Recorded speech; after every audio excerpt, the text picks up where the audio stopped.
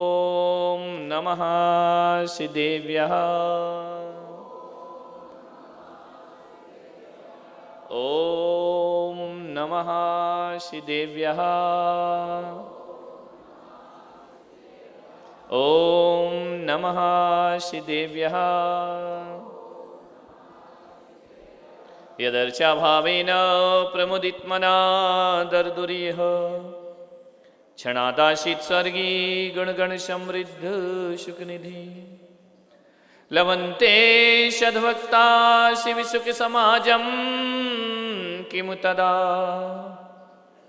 महावीर स्वामी नयन पथगामी भवतु मे। महावीर स्वामी नयन पथगामी भवतु मे। महावीर स्वामी नयन पथगामी भवतु मे। प्रथम तीर्थंकर ऋषभदेव भगवान की, भगवान महावीर स्वामी की, परम पूज्य गुरुदेव आचार्य श्री पुष्पदंत सागर जी महाराज की, उत्तम त्याग धर्म की, पर्युषण महापर्व की।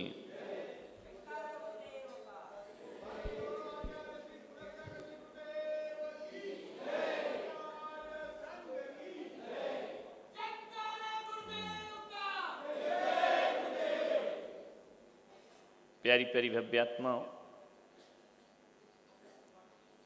आज उत्तम त्याग का दिन है। अर्जन के साथ साथ विसर्जन जरूर होना चाहिए। पूजन में आह्वान करते हो तो आखिरी में विसर्जन भी होता है। संग्रह के साथ साथ विसर्जन की कला, जो जोड़ते ही जोड़ते हैं, छोड़ते नहीं हैं, वो डूब जाते हैं। पकड़ने की जो वासना है वो एक परिग्रह है। जोड़ो, खूब जोड़ो, लेकिन जोड़ते समय एक चीज याद रखना कि जीने के साथ साथ हमें जाना भी है। स्थायी नहीं है ये, जाना पड़ेगा। आज नहीं तो कल। कितने आए, कितने गए, कितनों के नंबर लगे हैं, कितने चले जाएंगे, कोई भरोसा नहीं है।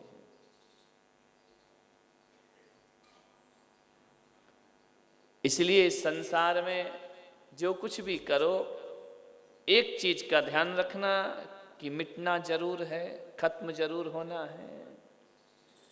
एक सोने की अंगूठी पहनो तो मन में ये भाव रखना कि एक दिन ये अंगूठी गिरेगी, या मैं गिरूंगा या अंगूठी गिरेगी, दो में से एक तो जाएगा, ध्यान रखना। या पदार्थ विदा लेगा या फिर मैं दुनिया से विदा लूं। इसलिए त्याग में जियो। 2 दिन का जग में मेला, सब चला चली का ठेला। 2 दिन का जग में मेला, सब चला चली का ठेला। कोई आए कोई जाए, कोई गठरी बांध सिधाए। कोई खड़ा तैयार अकेला रे, कोई खड़ा तैयार अकेला। चला चली का ठेला रे, ठेला रे, ठेला रे। 2 दिन का जग में मेला, सब चला चली का। 2 दिन कई तो बचा है पर्युषण, उसके बाद चला चली का ठेला। विचार करना है, तुम छोड़ो या मौत छुड़ाए। मौत छुड़ाएगी तो शमशान की यात्रा होगी, और तुम छोड़ोगे तो मोक्ष की यात्रा होगी। ध्यान रखना, छूटना तो निश्चित है। कितना भी पकड़ के रख लो, छूटेगा, जाएगा। किस गफलत में सो रहा है। पापों की गठरी सिर पे क्यों बांध रहा है? एक दिन ये गठरी उतारी जाएगी। त्याग। 24 घंटे अर्जन अर्जन अर्जन, 1 घंटे विसर्जन। 1 घंटे तो विसर्जन करो ना। राम राम बनते हैं अर्जन की वजह से नहीं, विसर्जन की वजह से। महावीर महावीर बने विसर्जन की वजह से। ध्यान रखना, ऋषभदेव कहलाते हैं तो त्याग की वजह से ऋषभदेव सारी दुनिया में पूजे जाते हैं। एक गाय है, उसका दूध ना निकालो तो बेचैन हो जाती है, तड़पन हो जाएगी उसको। वह दूध का संग्रह भी करती है और दूध का त्याग भी किया करती है। वृक्ष से पत्ते नहीं झरेंगे, वृक्ष अपने फल नहीं छोड़ेगा, वृक्ष खत्म हो जाएगा। वह एक पत्ता छोड़ता है, दूसरा पत्ता आता है। वृक्ष बोला पत्ते से, सुन पत्ते एक बात। वृक्ष बोला पत्ते से, सुन पत्ते एक बात। और इस घर की यही रीत है, एक आवत एक जात। ध्यान रखना, एक आता है और एक जाता है। संसार की यही रीत है, ध्यान रखना। फूल नहीं तोड़े जाएंगे तो नए कहां से आएंगे? विचार करिए। फल नहीं तोड़े जाएंगे तो नए फल कहां से आएंगे?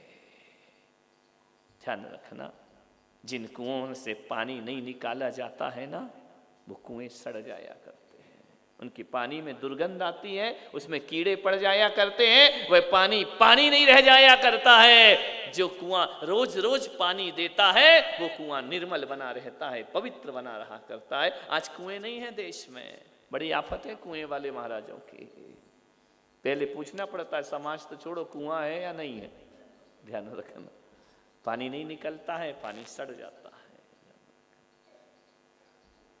कोई मकान है और उसमें निकासी ना बनाई जाए, मोरी ना बनाई जाए, पानी निकलने का स्थान ना बनाया जाए, पानी भरते भरते भरते भरते, ध्यान रखना, वो दीवारों से रिसने लगता है। और जब दीवारों से रिसता है तो मकान कमजोर हो जाया करता है। जाएगा तो जरूर।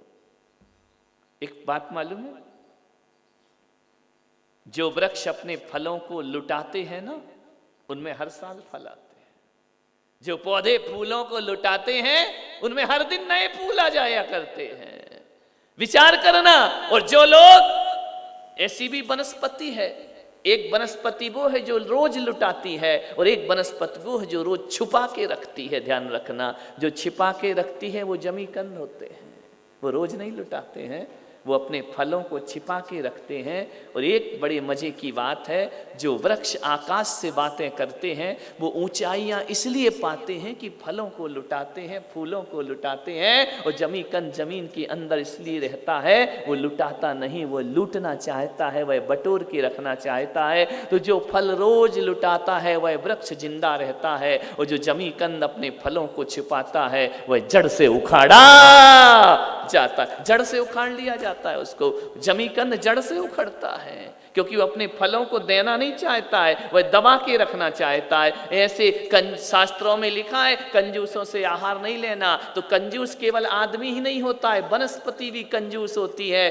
ऐसी कंजूस वनस्पति का जैनी त्याग कर दिया करते हैं। ऐसी वनस्पति, आलू प्याज लहसुन कौन खाता है? ध्यान रखना, कंजूस प्रवृत्ति। जो ऐसी चीजें खाएगा तामसिक प्रवृत्ति का हो जाएगा। वह जोड़ेगा लेकिन छोड़ेगा नहीं। ध्यान रखना, महावीर भगवान से हमने पूछा कि भगवान, आहार किससे लेना चाहिए, किससे आहार ग्रहण करें? उन्होंने कहा कि दाता का चयन कर लेना, हर दाता से आहार नहीं लेना। मैंने कहा दाता कैसे होते हैं? दाता 4 होते हैं, ध्यान रखना। दान 4 प्रकार, 4 संग को।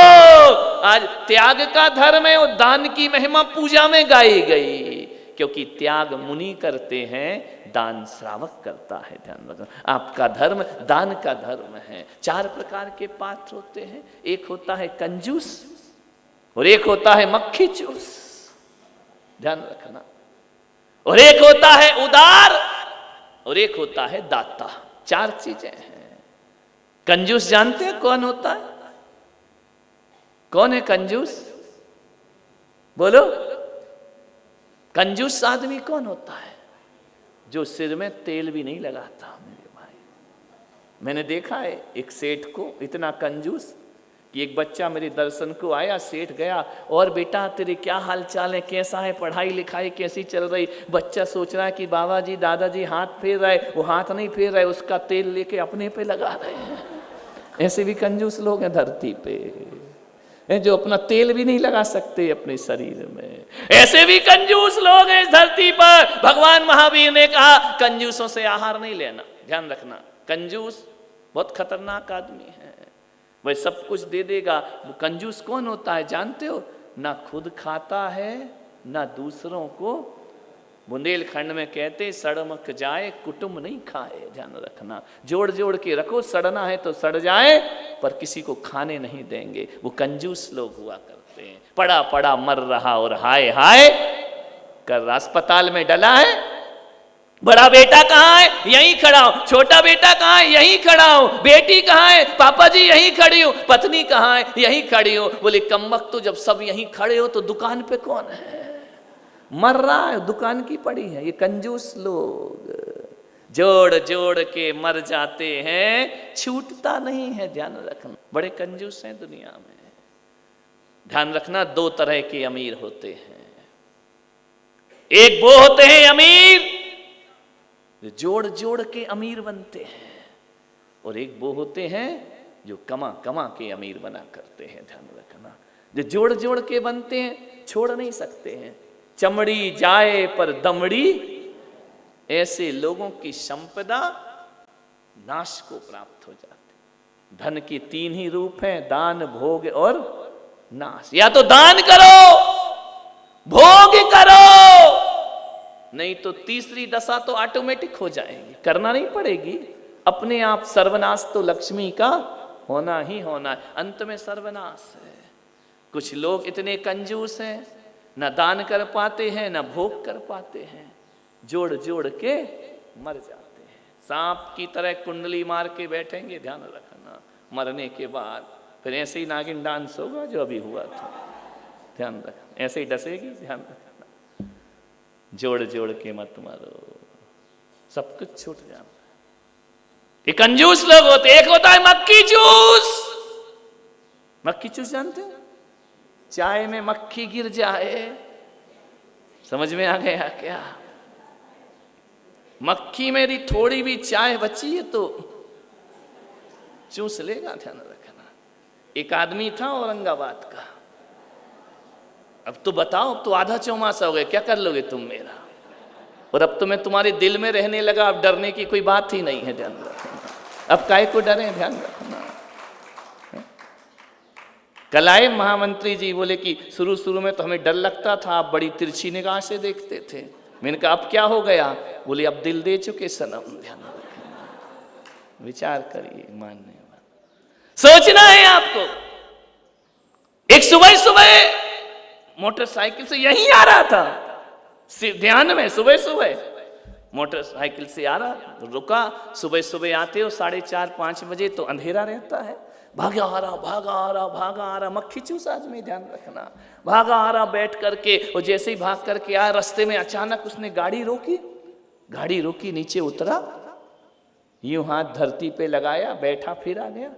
पत्नी ने कहा क्या रे, क्या कर रहा था तू, क्या उठा रहा था?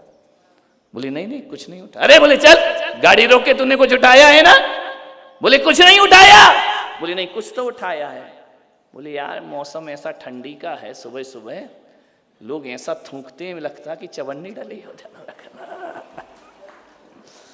उसने हाथ उठाया और पहुंच पाँच के फिर गाड़ी में बैठ गया। वो चवन्नी समझ के उठा रहा था कि एक का सिक्का पड़ा है क्या? वो तो किसी ने कफ निकाला था। ऐसे मक्खी चूस होते हैं धरती पर। ध्यान रखना, पूरी जिंदगी बर्बाद है। जोड़ जोड़ के मर गए, कुछ नहीं किया। बोले ऐसों से आहार मत लेना।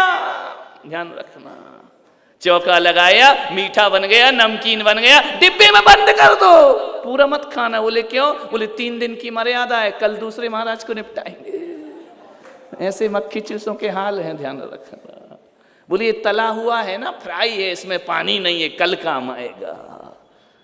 कंजूस मक्खी चूस, इनसे आहार लेना मना है साधु को।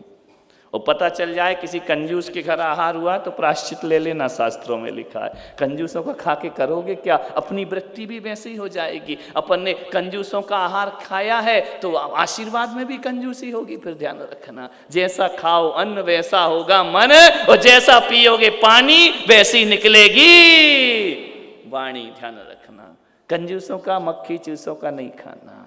एक होता है उदार, जो खुद भी खाता है दूसरों को भी खिलाता है।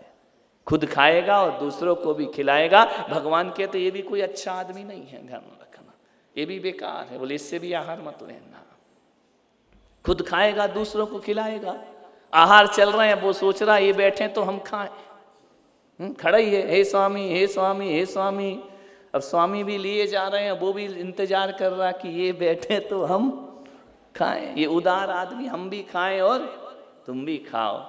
और एक जैन दर्शन में होता है दाता, जो खुद भूखा रहता है, पहले गुरुओं को आहार कराता है, वह दाता हुआ करता है। जो खुद भी ऐसे ही हो जाता है, खुद को ना मिले तो ना मिले, दूसरों को खिलाना, दूसरों को खिलाने में जिसको आनंद आया करता है, दूसरों को आहार देने में जिसे आनंद आया करता है, जो दूसरों का सोचता है, अपना नहीं सोचता, मेरी कोई बात नहीं है, आप लीजिए, स्वागत है आपका, ध्यान रखिए, वो दाता है। इसलिए शास्त्रों में लिखा दाता से आहार लेना। 3 से तो लेने ही नहीं, बिल्कुल चौके से बाहर करो इनको, ध्यान रखना। इनके जैसा खा के बुद्धि वैसे ही हो जाएगी। दाता मालूम है हमारा श्रावक कैसा होता है? जब तक गुरु को आहार ना हो जाए, मुनि को भोजन दे फिर निज करई आहार। पहले मुनि को खिलाता है फिर खाता है। केवल तुम ही नहीं, हम भी ऐसे ही हैं, पहले तुम्हें परोसते हैं, उसके बाद तुम्हारे चौके में जाते हैं। ध्यान रखना, हम 24 घंटे से भूखे रहते हैं, और साधु तो खाने के बाद प्रवचन करते हैं। लेकिन दिगंबर साधु ऐसा होता है, पहले लोगों को ज्ञान के वृता से खिलाता है, फिर स्वयं भोजन लेने के लिए जाता। ये हमारी परंपरा है, जैनों की परंपरा है, खिलाकर खाना। ध्यान रखिए मान्यवर। आज दान का दिन है, त्याग का दिन है। विचार करें, दान करो या भोग करो। भोग करोगे नरकगामी, दान करोगे देवत्व को प्राप्त हो जाओगे। जो देता है वो दाता है, जो रक्षा करता है वो राक्षस। ध्यान रखना, रक्षा करे सो राक्षस, दे सो देवता। अब आपको सोचना है, आपको राक्षस बनना है या देवता बनना है। दिए बिना चैन ना पड़े। कुछ लोग ऐसे होते हैं जिन्हें बिना दिए चैन नहीं पड़ता है, और जब ना दे पाओ तो लगता है कि आज मेरा व्यापार नहीं चल रहा, बिजनेस नहीं चल रहा, दिक्कत हो रही। मेरे संघ के संघपति हैं प्रदीप मामा, भोपाल में है। जब भी उसे बिजनेस में कुछ गड़बड़ होता है तो मालूम वो ये नहीं कहता मुझसे कि महाराज कुछ करो, कुछ मेरे को आशीर्वाद दो, बिजनेस गड़बड़ हो रहा है। वो कहता है महाराज इस बार दान नहीं दिया ना, इसलिए मेरे घर में आज बिजनेस में दिक्कत आ रही है।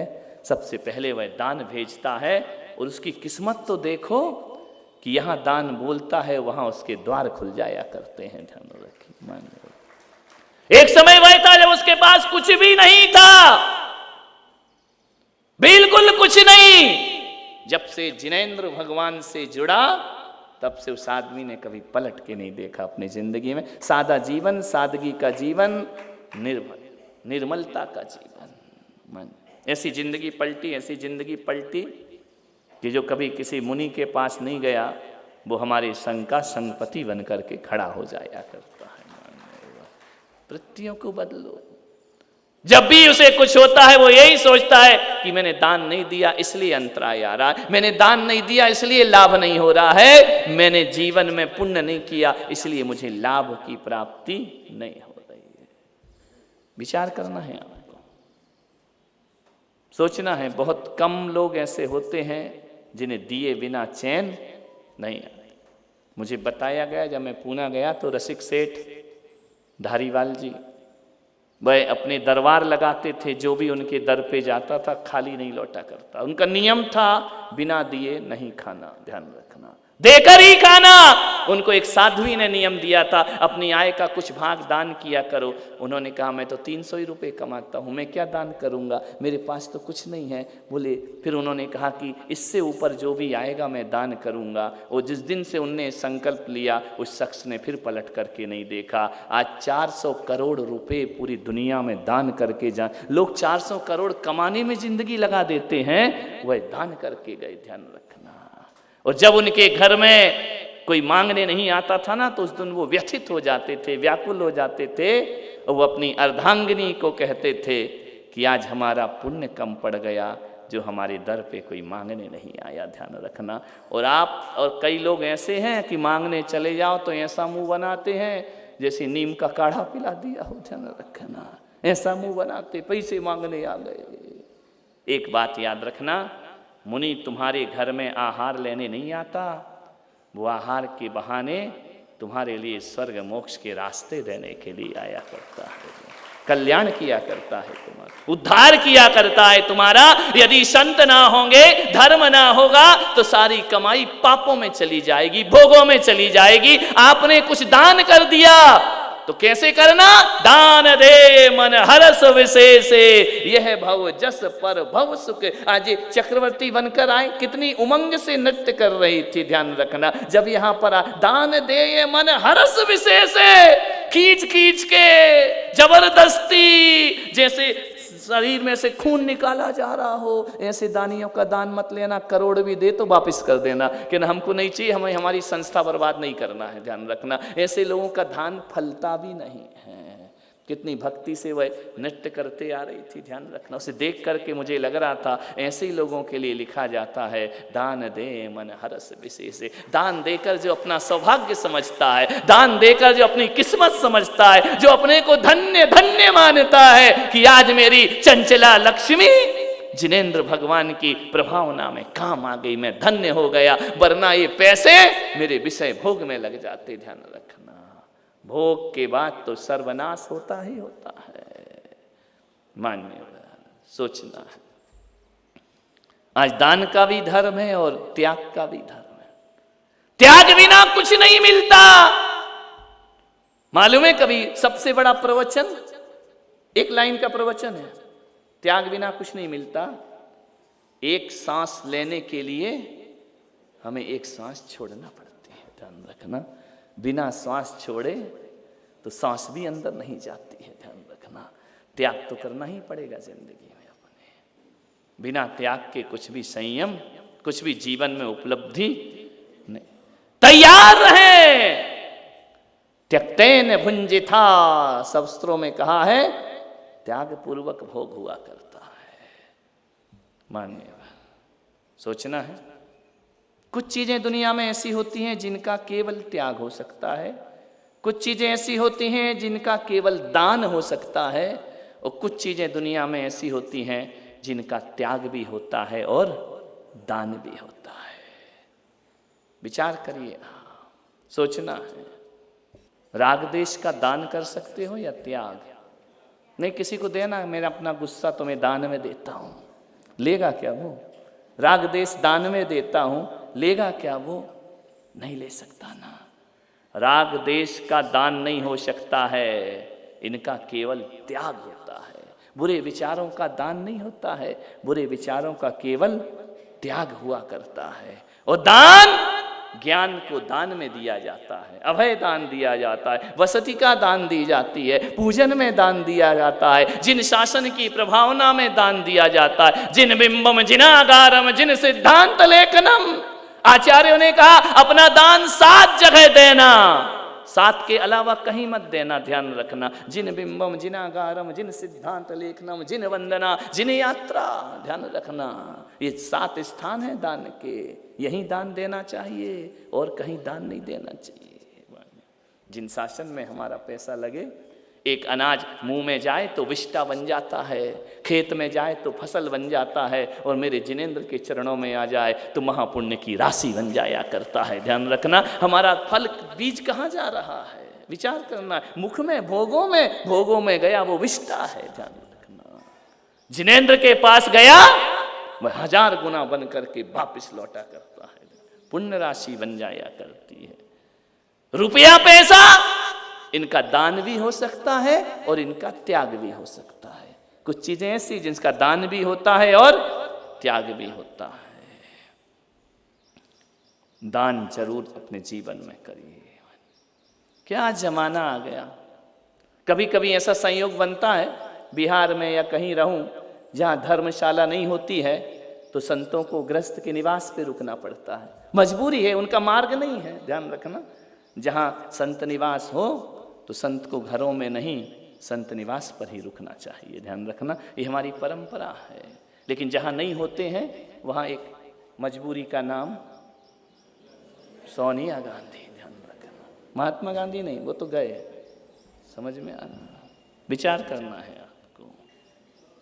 कभी कभी रुक जाते हैं, ऐसे दृश्य देखने को मिल जाते हैं, ऐसा नजारा बन गया इस देश का। क्या हालात हो गए हमारी परंपराओं के, संस्कृतियों के। रसोई घर के सामान कम हो रहे हैं। महिला पंचम काल की जय हो। रसोई घर के सामान कम हो रहे हैं, वॉशरूम के सामान बढ़ रहे हैं। कभी देखना, चिंतन करना, रसोई में उतनी शीशियां, उतने डिब्बे नहीं जितने वॉशरूम में। विचार करना, रसोई घर खाली हो रहे हैं। अब रसोई घर में मट्ठा नहीं मिलता है, रसोई घर में घी नहीं मिलता है, रसोई घर में दही नहीं मिलता है, रसोई घर में खाने के सामान कम है, लेकिन पोता पाती के सामान वॉशरूम में। देखो ना जाके, इतने बड़े बड़े वॉशरूम हैं कि ये गरीब आदमी अपनी जिंदगी गुजार ले उसमें। बड़े बड़े टब लगा रखे हैं, उसमें ही नहा रहे हो, पानी भर दिया है, साबुन डाल दी है, उसमें ही लौट रहे हो जैसे कोई भैंस। देखा नहीं, वो भैंस क्या करती, तालाब में लौटती रहती और क्या करती, अपने गंदे पानी में लोटे हुए। ध्यान रखना, उसको भर दिया, बोले टब बात। अरे वाह रे, तुम्हारा टब बात, उसी में खुद लेटे हो। पसीना भी उसी में है, तुम भी उसी में, गंदगी भी उसी में, मलद्वार भी उसी में। बोले मजा ले रहे, खाक का मजा ले रहे।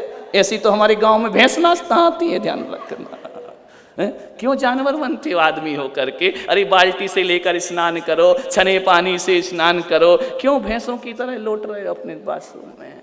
मुझे देख के हैरानी हो जाती, 5-5 फीट का टब बना हुआ है, उसमें लोट लगाते रहते हो, गाना सुनते रहते हो। बोले हम स्नान कर रहे हैं। जी स्नान है, विचार करिए।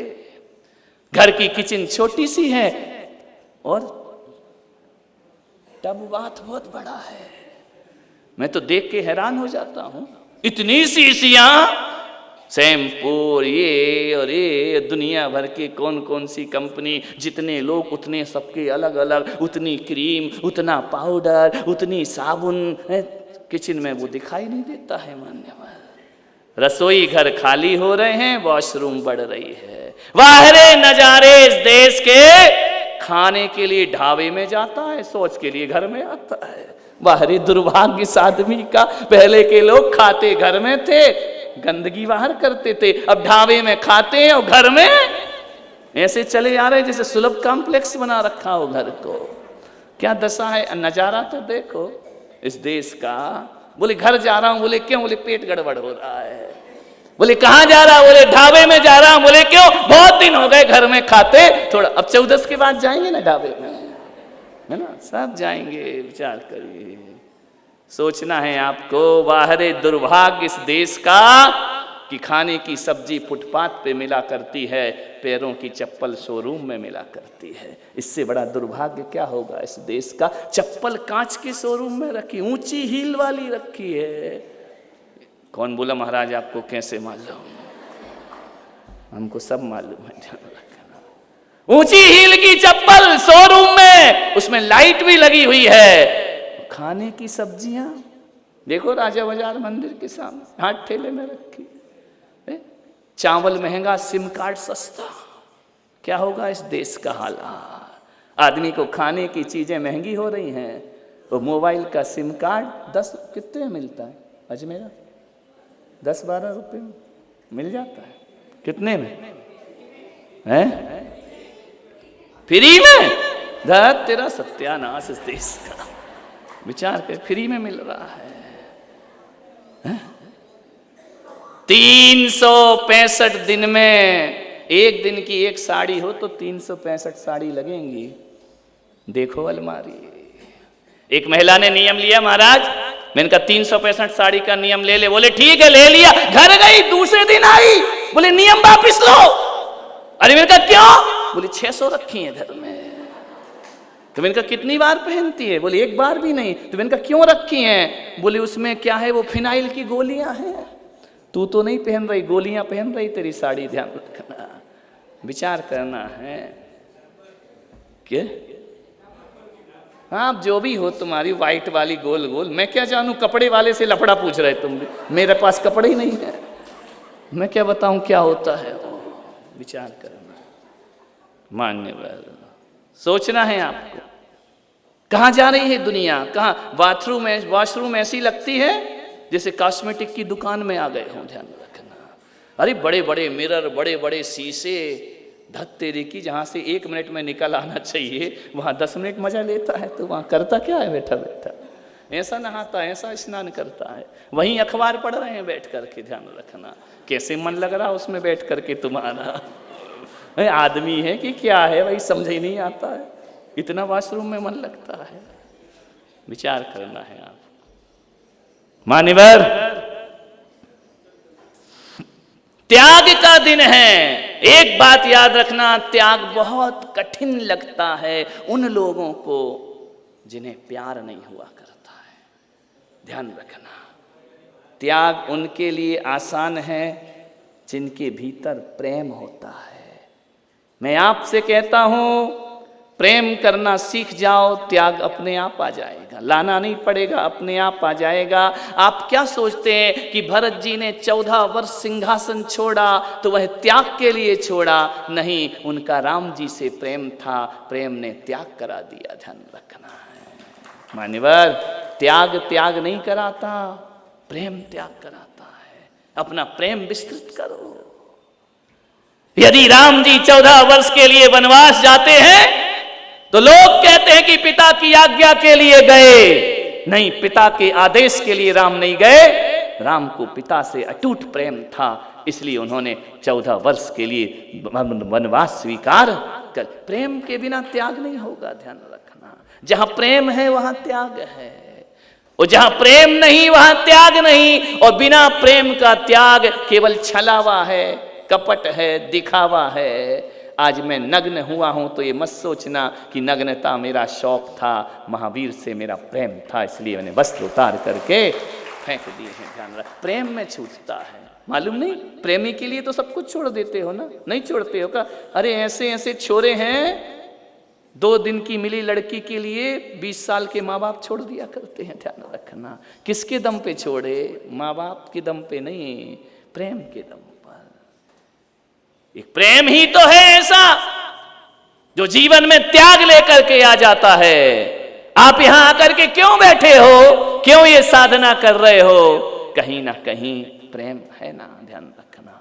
प्रेम देव से है, प्रेम गुरु से है, प्रेम शास्त्र से। कहते ना, हे भगवान हम तुम्हारे दीवाने हो गए। ध्यान रखना, बिना प्रेम के त्याग नहीं। और बिना प्रेम का जो त्याग होता है वह कष्ट देता है, वह तारीख देखता है। 1 साल को छोड़ता हूं, 6 महीने को छोड़ता हूं, 1 महीने को छोड़ता हूं। इसका मतलब भाई प्रेम जगा नहीं है भीतर। प्रेम जग जाए तो फिर तारीखें क्या होती हैं, फिर लिमिट क्या होती है? प्रेम तो अनलिमिट हुआ करता है। यदि ईश्वर से प्रेम जग गया है तो ध्यान रखना, प्रेमी ही सन्यास लिया करता है। लोग कहते हैं संत पत्थर हृदय होते हैं, मैं कहता हूं संत से ज्यादा सेंसिटिव आदमी दुनिया में कोई दूसरा होता ही नहीं है। ध्यान रखना, संत से ज्यादा संवेदनशील कोई और नहीं होता है। यदि संवेदनशीलता ना होती तो इतना बड़ा कांटों का रास्ता कोई पकड़ता है क्या? ध्यान रखना, ऐसा क्या शौक लगा था फूलों के रास्ते छोड़ के कांटों के रास्ते पर चल रहे हैं? ऐसा क्या शौक लगा था? विचार करिए,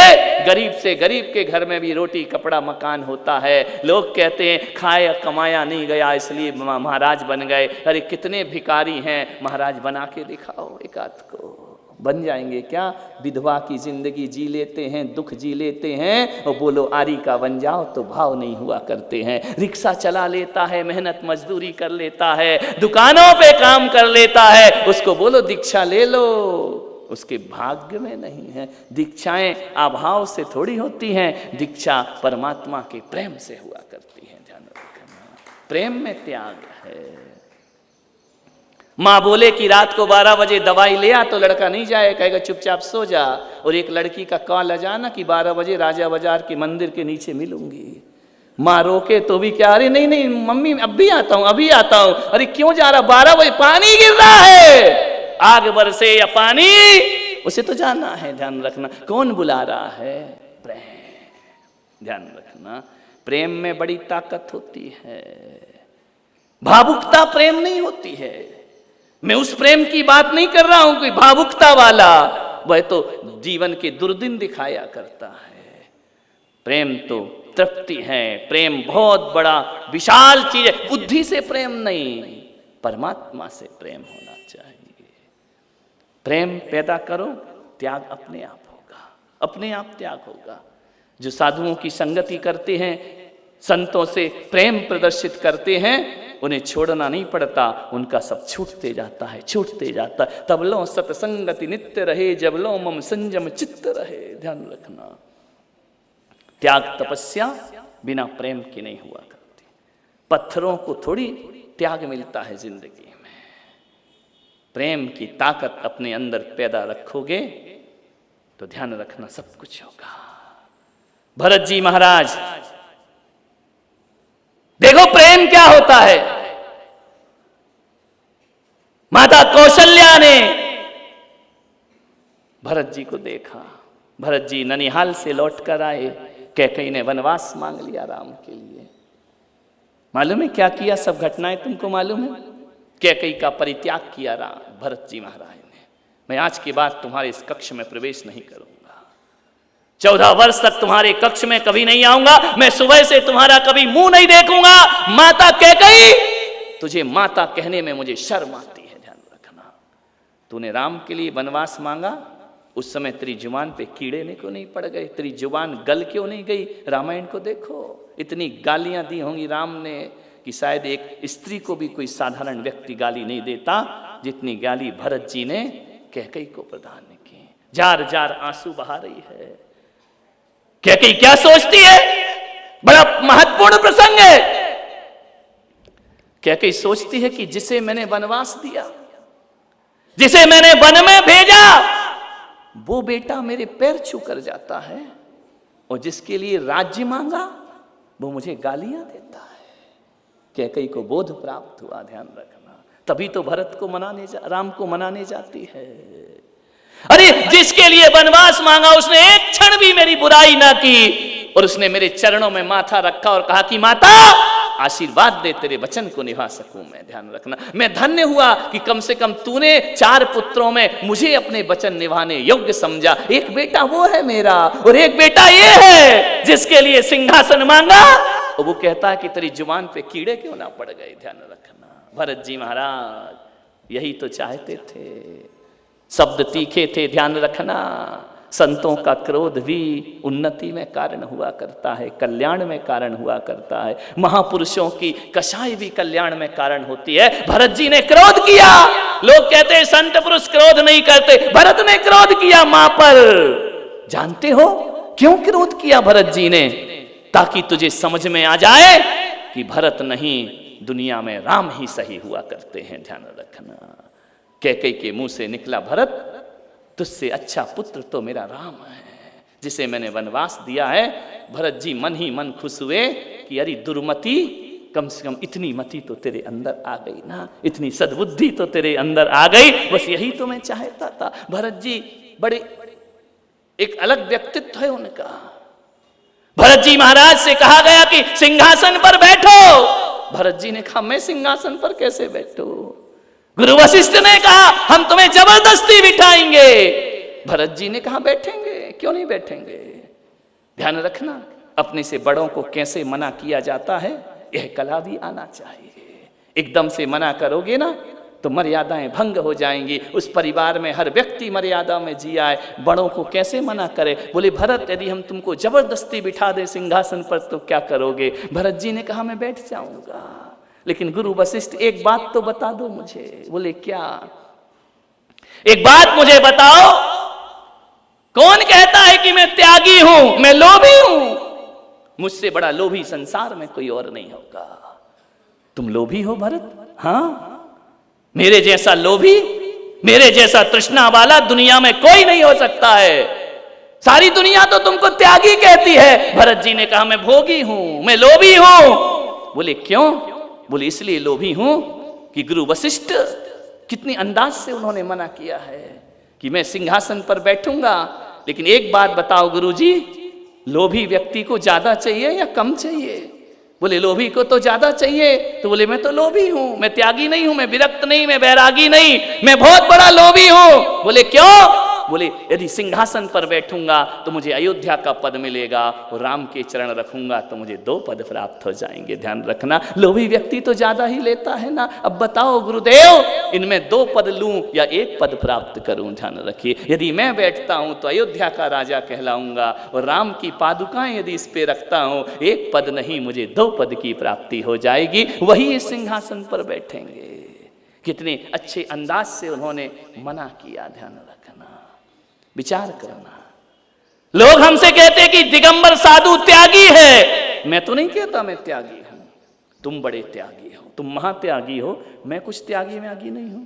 मैं गलत फहमी में नहीं जीता हूं कि मैं बहुत बड़ा त्याग मैंने कर दिया है। क्या त्याग कर दिया है? ध्यान रखना, जो ज्यादा चाहता है वो त्यागी कैसे हो सकता है?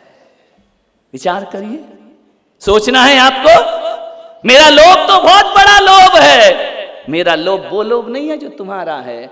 मेरा लोभ तो वो लोभ है कि मैं सिद्ध पद को प्राप्त करना चाहता हूं, अरिहंत पद को प्राप्त। इनसे बड़ा कोई पद है क्या? इनसे बड़ी कोई दौलत है क्या? अरिहंत लोग उत्तमा, सिद्ध लोग उत्तमा।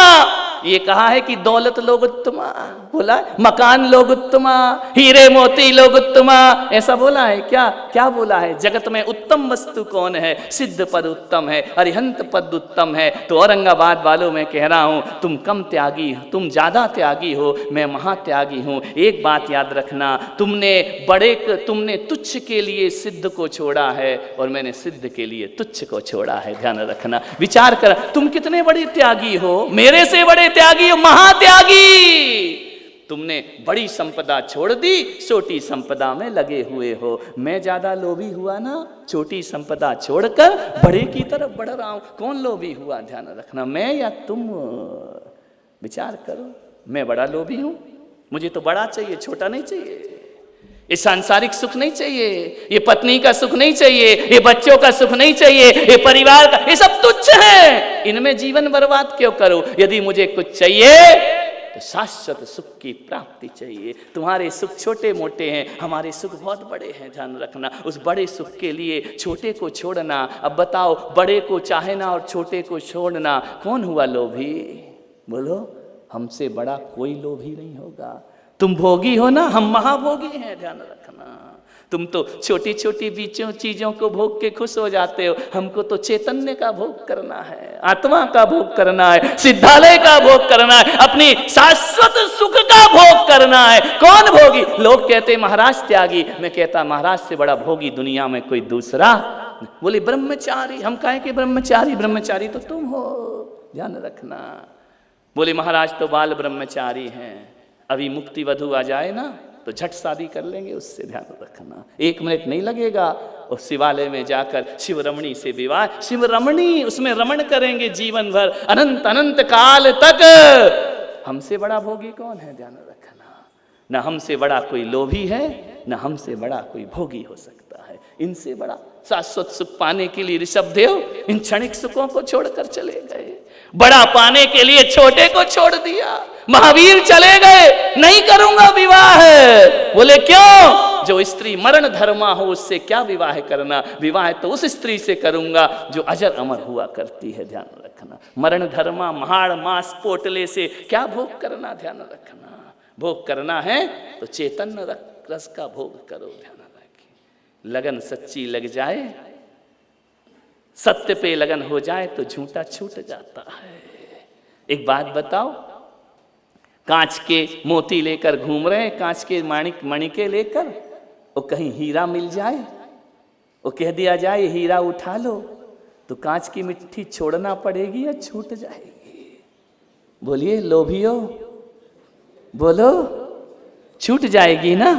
हीरा उठाना है, कांच को छोड़ना ठीक जाता है। मान्यवर, तुम कांच की मुट्ठियों में जीते हो, हम मोक्ष का हीरे के लिए रीझ रहे हैं, ध्यान रखना, निर्वाण के लिए रीझ रहे हैं। जैसे ही वो दिखता है ना, ये छूट जाता है सब। ये कोई बहुत बड़ा त्याग नहीं है, इसे बहुत बड़ी चीज मत समझो। मान्यवर, ये तो छोटी मोटी चीजें हैं।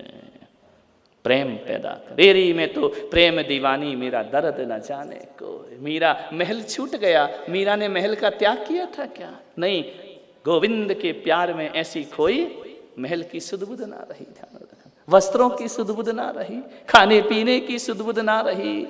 मान्यवर, ऐसा प्रेम जिस दिन तुम्हारे अंदर परमात्मा का जग जाएगा, उस दिन उत्तम त्याग धर्म अपने आप जीवन में उतर आएगा। त्याग मत करो, त्याग किया और प्रेम ना हुआ ईश्वर से, तो ऐसे तो बिना भोजन के पेड़ पौधे भी जिंदगी गुजार देते हैं, ऐसा तो जानवर भी भूखा रह लेता है।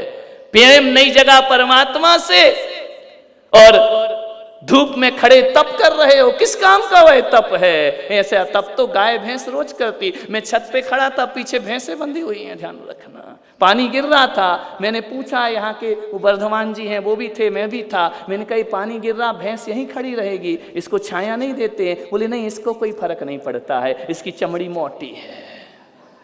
ध्यान रखना, उसके तर्क देखो। बोले उसको फर्क नहीं पड़ता है। मैंने कहा ये बरसात सह रही है, यही बरसात यदि वो परमात्मा के प्रेम में सह लेती ना, तो आज भैंस बनने की नौबत नहीं आती इसके जीवन में। ध्यान रखना, परमात्मा से प्रेम पैदा करो, फिर त्याग करो। धर्म से मतलब नहीं, त्याग करे जा रहे हैं, फल क्या मिलेगा? कुछ नहीं मिलने वाला है। ईश्वरीय प्रेम हो, फिर एकासन होना चाहिए। ईश्वर से प्रेम हो, फिर उपास होना चाहिए। कोई बात नहीं है, अब ईश्वर से प्रेम हो जाना चाहिए। प्रेम कैसे होगा? मेरे कहने से हो जाएगा क्या? पहले परिचय, ईश्वर से परिचित हो जाओ, अपने आप प्रेम जगेगा। आपका किसी से प्रेम कब जगता है? मिलने के बाद जगता है ना। परिचय के पूछते हो ना, तुम्हारा नाम क्या है, तुम्हारे पिता का नाम क्या है, कहाँ रहते हो, क्या पढ़ते हो। कभी भगवान से पूछना तुम्हारा नाम क्या है, ध्यान रखना। कभी मंदिर में पूछा जाके, हम तो पहले ही से रटके गए, पहले ऋषभनाथ, दूसरे अजितनाथ, हाथी का चिन्ह, घोड़े का चिन्ह। ये प्रेमी लोग हैं, हाथी घोड़ा बेच रहे हैं, ध्यान रखना। माने मत जाके पूछना था, हे परमात्मा तेरा नाम क्या है? भगवान कहेंगे मैं अनाम हूँ, ध्यान रखना। नाम तो देह का हुआ करता है। परिचय करो उनसे, परिचय होगा तो प्रेम बढ़ेगा, और प्रेम बढ़ेगा तो त्याग अपने आप जीवन में आ जाएगा। तो मेरे कहने का मतलब इतना ही है, प्रेमी ही त्याग कर सकता है, और जिसको प्रेम नहीं है उसका त्याग किसी काम का नहीं हुआ करता है। ध्यान रखना, ऐसे भूखे प्यासे तो जानवर भी जिंदगी गुजारा करते हैं। मान्यवर, ईश्वरीय प्रेम प्रकट करिए। गुरुओं से पूजा करते हो, गुरुओं की आराधना करते हो, गुरुओं की फल चढ़ाते हो, गुरुओं को उनके सामने नाचते हो, अर्घ चढ़ाते, प्रेम है क्या उनसे? नहीं। ध्यान रखना, जो प्रेम हो जाए ना, जिसको गुरु से लगन हो जाती है, वो झमाझम बारिश भी होती रहे ना, तो भी भैया वृत्ति में दौड़ा चला आता है कि मेरा मन नहीं लग रहा है, मेरा दिल नहीं लग रहा है, मुझे गुरु के पास जाना, मेरा मकान में मन नहीं, मेरा दुकान में मन नहीं। बोला जाता है 4 बजे आओ, मार मार मुसलमान बनाया जा रहा है। ध्यान रखना, जबरदस्ती, जबरदस्ती को त्याग नहीं कहते हैं, ध्यान रखना। लगन, मुझे ऐसी लगन तू लगा दे कि तेरे बिना मन ना लगे, ध्यान रखना। मान्यवर, बिना प्रेम के त्याग कभी नहीं आ सकता है। कई लोग बोलते हैं ना, हम कभी मंदिर नहीं आए, कभी पूजा नहीं आए, कभी दर्शन नहीं किया, कभी प्रभु के पास नहीं बैठे, इस बार नहीं जाने क्या हो गया। अरे पागलो, इस बार कुछ हो गया है, ध्यान रखना, कुछ कुछ हो गया है ना, इसीलिए तो ये कुछ कुछ हो रहा है। मान्यवर, प्रेम जगाओ, संयम भी आएगा, त्याग भी आएगा, तपस्या भी होगी। आप सबने सुना, अनुग्रहित हूँ, और इतना समय दिया, बड़े ध्यान से सुन रहे हो। यही कह सकता हूँ कि जो प्रेम महावीर के जीवन में जगा था, वह त्याग बन गया था। सच्चा प्रेम त्याग बनता है, ध्यान रखिए। ओम ह्रीम उत्तम त्याग धर्मंगाय नमः। ओम ह्रीम उत्तम त्याग धर्मंगाय नमः। ओम ह्रीं उत्तम त्याग धर्मंगाय नमः। ओम ह्रीं उत्तम त्याग धर्मंगाय नमः। ओम ह्रीं उत्तम त्याग धर्मंगाय नमः। ओम ह्रीं उत्तम त्याग धर्मंगाय नमः। ओम ह्रीं उत्तम त्याग धर्मंगाय नमः। ओम ह्रीं उत्तम त्याग धर्मंगाय नमः।